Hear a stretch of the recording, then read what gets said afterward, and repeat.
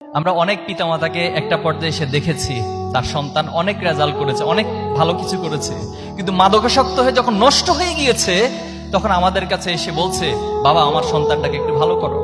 এরকম হাজার হাজার কেস রয়েছে আমাদের হাতে। বলছে তার পড়াশোনা, তার আর কোনো রেজাল্ট দরকার নাই, তার কোনো প্লাসের দরকার নাই, তাকে অন্তত একটু মাদক থেকে ফিরিয়ে নিয়ে আসো।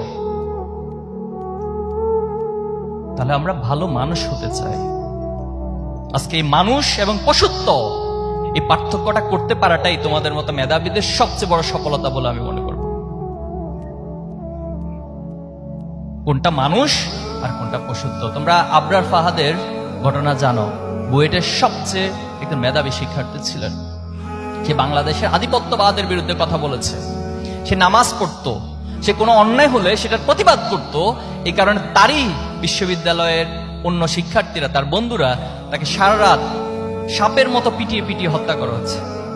তাহলে তার যে বন্ধুরা তাকে হত্যা করেছে, এদেরকে কি আমরা মানুষ বলতে পারি, নাকি এদেরকে পশু বলতে হবে আমাদেরকে?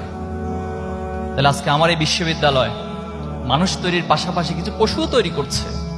আজকে বাংলাদেশের সর্বোচ্চ বিদ্যাপীঠ মানুষ তৈরির পাশাপাশি পশুও তৈরি করছে।